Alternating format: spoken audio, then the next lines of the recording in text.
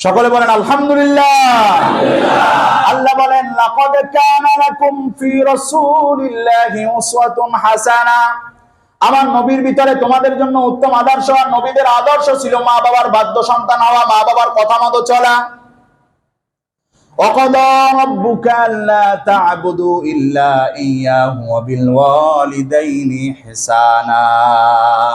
আল্লাহ বললেন, ও আমার রাসূল আপনি বলে দেন, ওয়াকাদা রাব্বুকা আল্লা তা'বুদু, তারা যেন রব ছাড়া কারো ইবাদত করে না। আমরা আল্লাহ ছাড়া কারো ইবাদত করি নাকি? আমরা সিজদা দেই কার কদমে? আমরা নামাজ পড়ি কাকে খুশি করার জন্য? আল্লাহ বলেন ওয়াকাদা রাব্বুকা আল্লা তা'বুদু ইল্লা ইয়্যা, আমি আল্লাহ ছাড়া কারো সামনে যেন আপনার উম্মতরা মাথা নত না করে, আমি রব ছাড়া কারো নামে যেন জিকির না করে, আমি রব ছাড়া কাউকে দেখানোর জন্য যেন তারা ইবাদত না করে।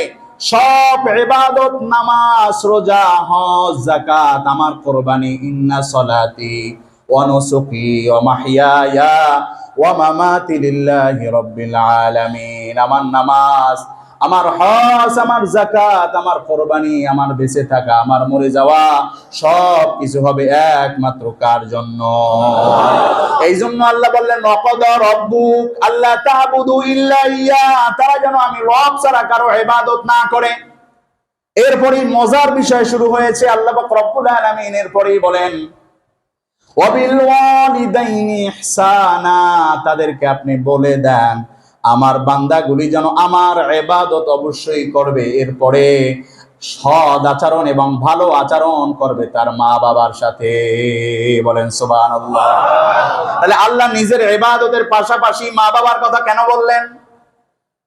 আল্লাহ পাক রব্বুল আলামিন নিজের ইবাদতের পাশাপাশি কোন নবীর কথা বলতে পারতেন, অন্য কিছু বলতে পারতেন।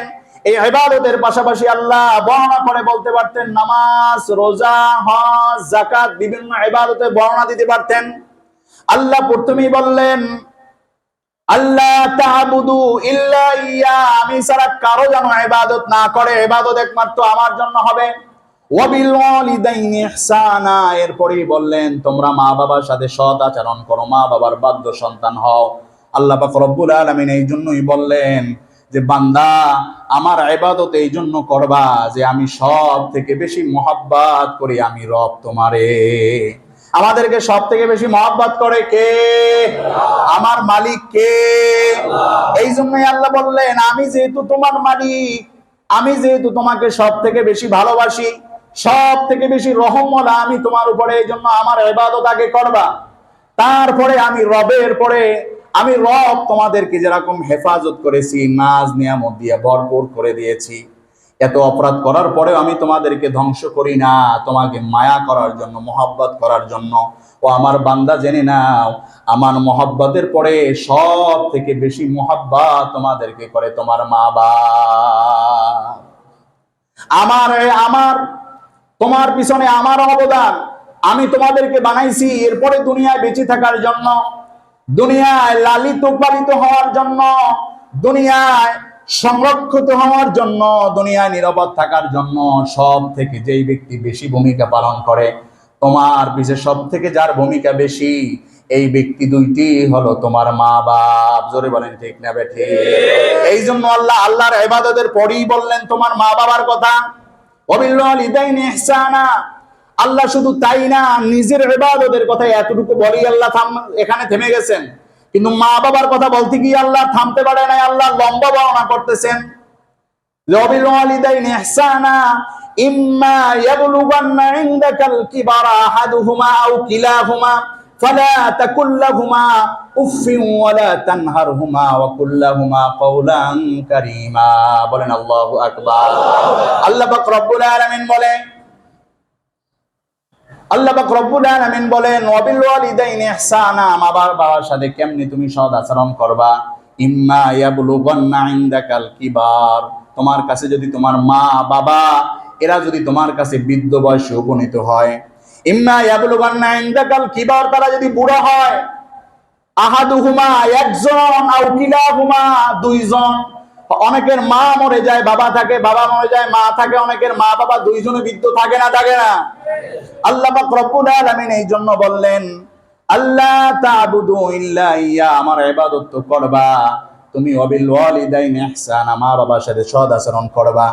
ইম্মা ইয়াবলুগান্না ইনদাকাল কিবার, মা বাবা যদি বুড়া হয়, আহাদুহুমা আও কিলাহুমা, একজন অথবা দুইজন, ফালা তাকুল্লাহুমা উফফিন ওয়ালা তানহারহুমা, তাদেরকে এমন কোন কথা তাদের আচরণে তুমি এতটুকু আফসোস পর্যন্ত, উফ শব্দটা পর্যন্ত বলো না। বলে কেমনে উফ বলবা? বলে মা বাবা বারবার বলে আনার খাইতে মনে চায়, মেজাজ খারাপ, আনাদের দাম কত উনি তো ঘরে বসে জানে না। বারবার মুরগির ডিম খেতে মনে চায় আর মেজাজ খারাপ, যে এই সিজনে ব্রয়লার মুরগি ছাড়া দেশি মুরগির ডিম কোথায় পাবো। এখন এই যন্ত্রণায় উফ, এত যন্ত্রণা, এগুলো নিয়ে এরকম কিছু সন্তান কুলাঙ্গার আছে না নাই? মা বাবার এই সমস্ত একটু বায়না ধরা, বারবার একটু ভালো জিনিস খেতে চাওয়া, মেজাজ খারাপ, উফ এত যন্ত্রণা। আল্লাহ বলে মা বাবার যন্ত্রণায় তুমি উফ শব্দটা পর্যন্ত বলো না, যে তুমি মা বাবার আচরণে বিরক্ত হয়ে গেছো। ও আমার বান্দা, তুমি যদি মা বাবার আচরণে বিরক্ত হয়ে যাও, আমি আল্লাহ তোমার আচরণে বিরক্ত হয়ে তোমার উপরে গজব নাজিল করব। এজন্য মা বাবার প্রতি বিরক্ত হওয়া যাবে না। আল্লাহ পাক রব্বুল আলামিন ছোট বয়সে লালন পালন করার জন্য, আমার হেফাজতের জন্য সব থেকে যেরকম নিরাপদ আশ্রয় মনে করেছেন আমার মা বাবার কোল, আমার মা বাবার আশ্রয়। আবার আল্লাহ পাক রব্বুল আলামিন আমাকে মা বাবার জায়গায় বড় বানাইয়া, মা বাবাকে শিশুর মতো বানাইয়া আল্লাহ আবার ঘুরাইয়া আমার মা বাবাকে আমার কোলে হেফাজতের জন্য দিয়ে দিয়েছে। তাহলে মা বাবা আমাকে যেরকম হেফাজত করছে, আমারও বৃদ্ধ সময় হেফাজত করা লাগবে না? লাগবে না? ওই আলোচনা করতে গেলে এদিকে আলোচনা বন্ধ হয়ে যাবে। তাহলে বলতেছিলাম অবাররাম বিওয়ালিদাইহি ওয়া লাম ইয়াকুম জাব্বারান আসিয়া, জাকারিয়া আলাইহিস সালাতু ওয়াস সালামের সন্তান আল্লাহর নবী ইয়াহইয়াকে আল্লাহ পাক রব্বুল আলামিন মা বাবার সাথে সৎ আচরণকারী বানাইছেন। তাহলে মা বাবার সাথে সৎ আচরণকারী নবীদের খাসলাত কোন ইতিহাস দ্বারা পাওয়া যায় না যে নবীরা তার মা বাবা কাফের হওয়ার পরে, বেঈমান হওয়ার পরেও, ইহুদি হওয়ার পরেও নবীরা তার মা বাবার সাথে খারাপ আচরণ করছে। নবীদের খাসলাত হলো মা বাবার সাথে সৎ আচরণ করা। তাহলে উম্মতের ভিতরে যদি কেউ সৎ আচরণ করে, তাহলে নবীদের সমপরিমাণ জান্নাত দান করবে কে?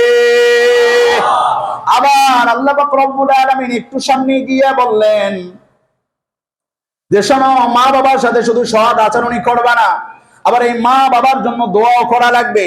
মা বাবার জন্য দোয়া করা লাগবে না? লাগবে না?